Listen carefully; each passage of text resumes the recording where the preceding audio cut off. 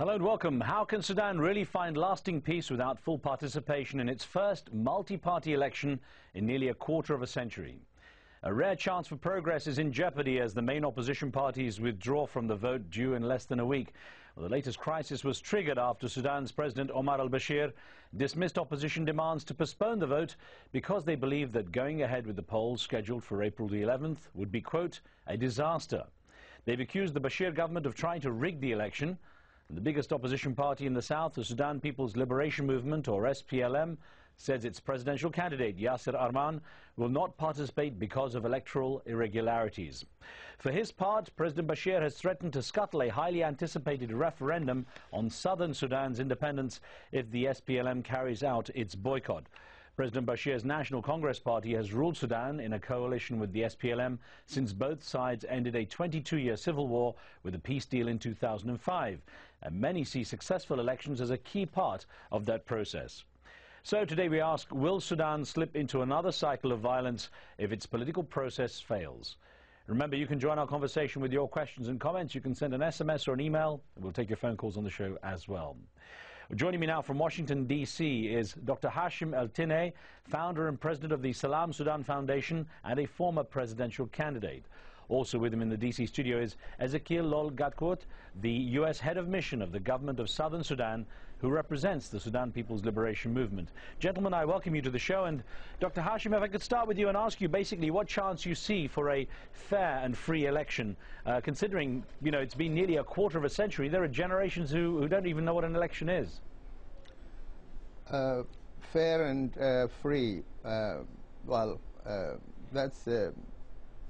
that's difficult to see happening.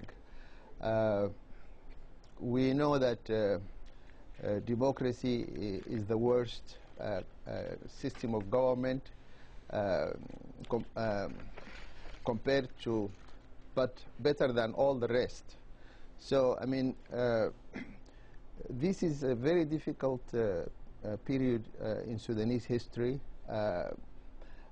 It's clear that to everybody in the Sudan and abroad that these elections are a de facto elections that will bring the incumbent al-Bashir to power and legitimize his regime. And so I doubt that these elections will be fair and why hold? Free, yeah. So let me sorry to interrupt you. We have satellite delay. Why hold the elections if it's basically in such a situation? I know, of course, President Bashir wants to go ahead with them, but what chance is there then there could be some kind of postponement? Is there any way of making sure these elections can be delayed? Well, the fact of the matter is that the whole political scene in the Sudan is a mess. And I feel that all the political elites and the political parties and the players are part of the problem. We have to look at the bigger picture. The elections are stipulated in the Comprehensive Peace Agreement signed by the National Congress Party and the Sudan People's Liberation Movement in Kenya in January 2005. This is an important step, and basically it's a roadmap to taking Sudan in a calm way to democracy and peace and development. So this is the context in which we should see these elections. So they are important in that way. From the larger picture, they are very important for the Sudan. If we accept this, yeah. Dr. Hashim. Yeah. So if we accept sir, no, this, I just wanted to, at this stage, bring in.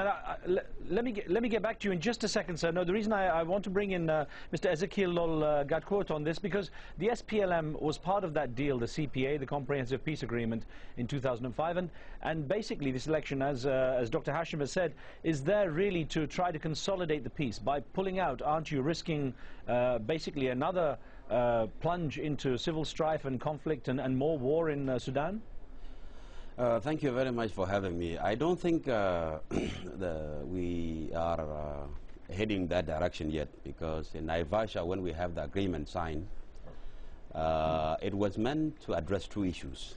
One is to transform Sudan through this election. The second one is to go for a referendum. The people of Southern Sudan wanted to confirm if they are going to be a part of this Sudan or they are going to secede in 2011. But as of now, it is very clear that 98% of the people of Southern Sudan are going to vote for separation in 2011. So these elections was meant to transform Sudan into a better Sudan for all of us, a democratic transformation for everybody. But now, since we have started the process of electoral registration and the process of the election itself, it is very clear that the election has been looted, basically. You know, the registration of the people are still happening now in northern Sudan. People are being registered to vote, and the registration has stopped last year in December 7th. Also in Darfur, you cannot have election in Darfur because of the ongoing crisis that we are having. Even the ballots for the presidential elections, they are being printed in Khartoum, fully controlled by the NCP, the National Congress Party. So we have realized that it is not good for us to continue in this election, because you will be basically legitimizing Bashir to continue ruling by default. But let me ask you, though, doesn't the pulling out of your candidate, Yasser Arman, doesn't it actually give the chance to President Bashir to turn around and say, well, it's a fair election, the opposition doesn't have the stomach to fight, they're not willing to contest, therefore it's the will of the people that I become president again? If you look at it from the beginning, Bashir wanted to win by all means, because he's an indicted president he's actually needed by the ICC. He has to win this election by all means. So what we have decided as SPLM, as a party, is that we will continue to have election in the south. It is very important for us to have the election in the south, because the referendum is coming in 8 months, and we have to have a legitimate government. Of course, His Excellency President Salva Kiir Mayardit will be overwhelmingly elected in the south, and so that we prepare the people of Southern Sudan to go for a referendum, which is going to actually lead into independence in 2011. So for us, we are participating in the south, and also we are participating in the north, especially from the governors and all the way down. But the presidential race, we have decided that we are not going to participate, because it is rigged and it is looted already. Now, Dr. Hashim El-Tinay, if I can get you back in again, sir, at this stage, with the way the South views the election and how the referendum is far more important, is there any need to have this election? I mean, is there any point if the South isn't even interested in taking part in this election? As I said earlier, the election is important because it's part of the comprehensive peace agreement, which brought peace to the South. We shouldn't forget that, and it's a very important achievement, Sudanese, African, and also for the international community, stopping the longest civil war in Africa. We have now a South that's more or less governing itself, so this is we shouldn't lose sight of that. And I think the focus really should be on peace. You know, as someone who is advocating for peace and justice, I feel that people should be committed to a serious implementation of the comprehensive peace agreement. People in the north and in the south, in every part of Sudan. And I think it's very good that the international community is also focusing on that, because that's the ultimate, that's the way, that's the roadmap that can actually, despite the mess that we see now, and the limitations, you know, of the politicians and the political players, as I said earlier, there is no other alternative but to go ahead, you know, let the elections take place with all their faults, because that is, you see, politics is the art of the possible. Mr. Khan, politics is the art of the possible. The possible is messy. It doesn't come to our aspirations and ambitions. It doesn't respond to the aspirations of the Sudanese people or anybody. But that's what is possible now, because we are all hostage to the powers that be, and that's reality. Okay, all right, Dr. Hashim, let me put this question to Mr. Ezekiel Lol Gatquote. This came in from a viewer, if I can put this to you. It came in from a viewer in Nigeria, in Abuja. And Ibrahim Sani wrote in saying, there will be no violence if the elections are free and fair.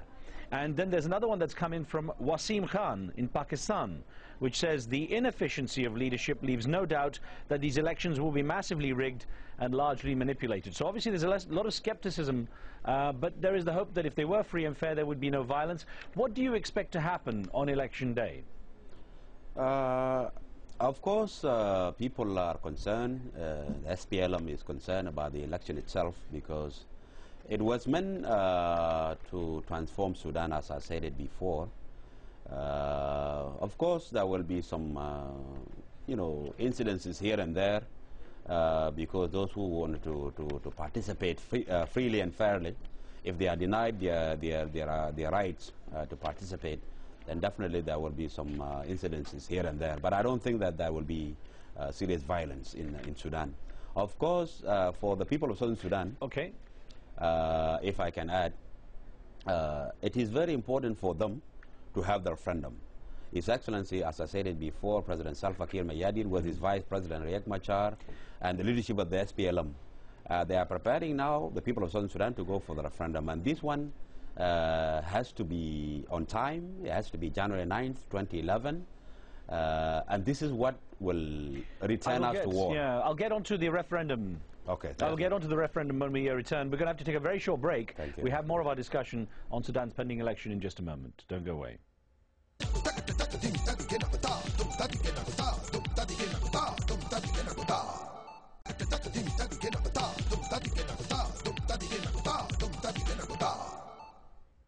Welcome back. We're discussing a growing political crisis in Sudan which may threaten the country's first election in 24 years. Opposition parties say they'll boycott the polls, alleging electoral irregularities by President Bashir's party and demanding an investigation before the vote goes ahead. Well, examining what's at stake, I'm talking with Dr. Hashim El-Tinay, founder and president of the International Peace Quest Institute, which works on improving relations among the Sudanese and between the governments in Khartoum and Washington. Also in D.C. is Ezekiel Lol Gatquote, the head of mission of the government of South Sudan in the U.S. We have a caller on the line from Nebraska in the U.S., and that's Goya. Goya, go ahead with your question, please. Okay, good morning. Good morning, Mr. Hi. Ezekiel.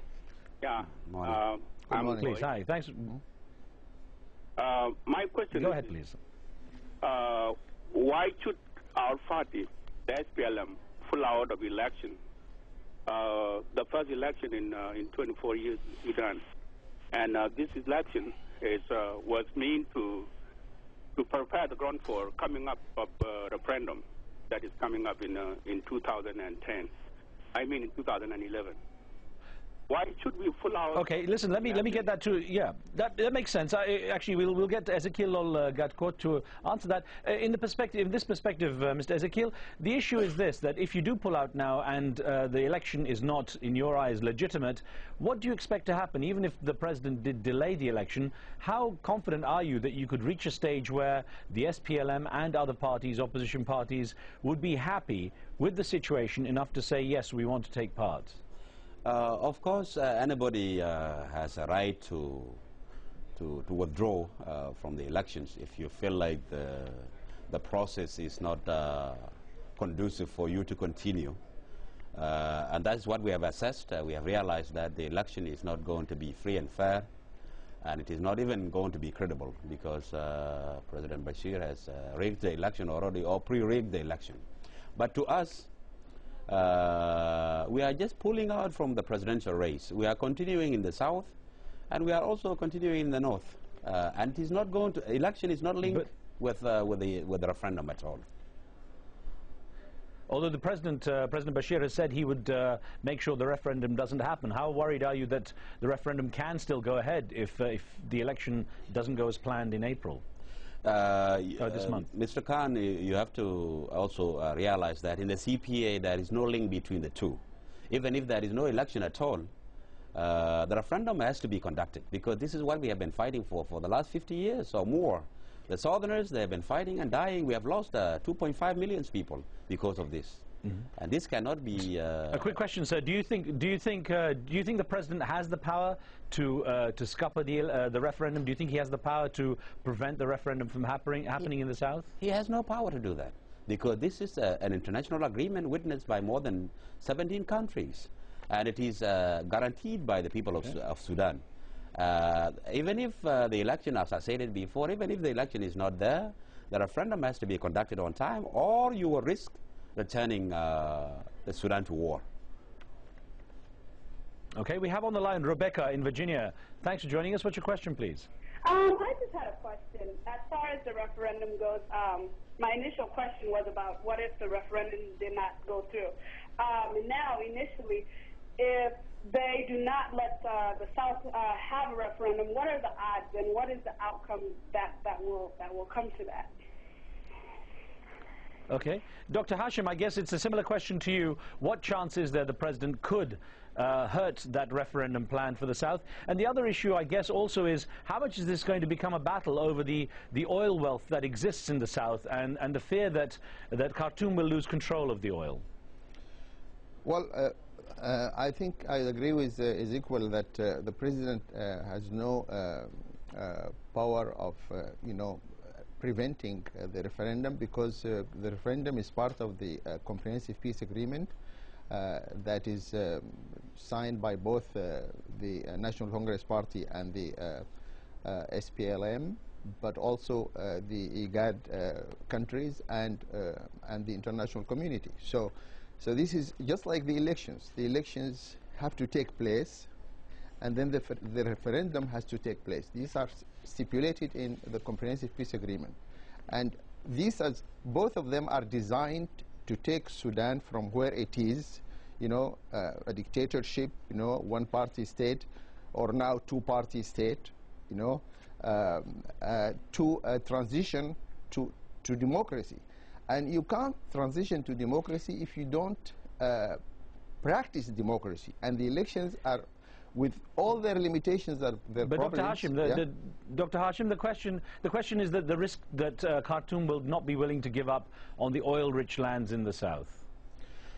Well, I mean, these are all issues that people are supposed to negotiate in a civilized and civil way and find solutions for. This is the whole idea of democracy. We're talking about a country that had two decades of war. Can you have that kind of negotiation? Well, I mean, that's where we want the country to go. This is why there was this. The CPA proved that when people sit down together and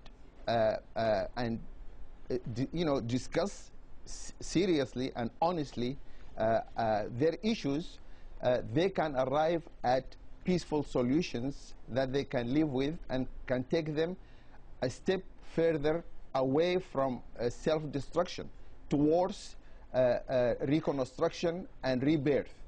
So we have an example in the CPA. This is a very concrete example. Why do we always focus on the negative? Why don't we focus on the positive? And so with using the CPA as an example, I don't see why the Darfur issue was not resolved months ago. I don't see why the oil and the wealth sharing in terms of the oil between the north and south cannot be resolved. So I mean, all these issues can be resolved. Right. That's why, by the way, that's why I wanted to run, but I didn't. I decided not to run because I could see that the elections will never be fair. The elections will never be credible. But I also understand that the elections have to take place with all their faults. Let me ask Mr. Ezekiel. Let me ask Mr. Ezekiel this question about the potential for the U.S. to be a player in this. President Obama has made statements that he wants to make Sudan something of a priority, that he sees it as a priority. What role do you see the U.S. playing in this, and what chances there, or what belief do you have that Sudan does have some kind of priority status in America's foreign policy? Of course, we like to really extend our appreciation as the representative of the people of Southern Sudan here in the U.S. We do really appreciate the U.S. government, the people of the United States, and the churches, because without them, the CPA itself, or the agreement that we have signed in Naivasha, would have not been realized. So having President Bush, the former president of the United States of America, who oversee the process, we do really appreciate him, and also the same thing with President Obama. We are really, really appreciative to them, and I'm sure they still have the leverage, which can see soft landing in 2011. It's Scott Gresham, the special envoy to Sudan.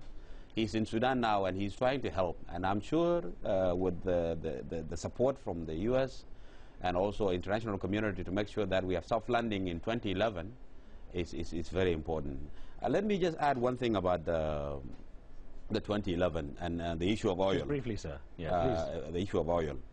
Of course, we are negotiating now with the National Congress Party how we can have a peaceful divorce in 2011 with the issue of oil, with the issue of pipeline, with the issue of citizenship and debts and assets. These are the things that we are going to agree upon with the help from the IGAD Partners Forums or the neighboring countries in Africa, the UN and the US and all the international community members. And I'm sure we will get an agreement. Mr. Ezekiel? Yeah.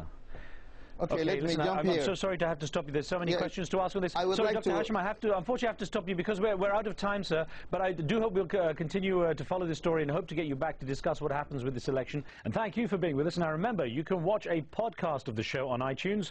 This week, we're featuring a discussion on the carbon cap and trade system. Does it help reduce greenhouse gas emissions and help poorer countries make money by selling their credits?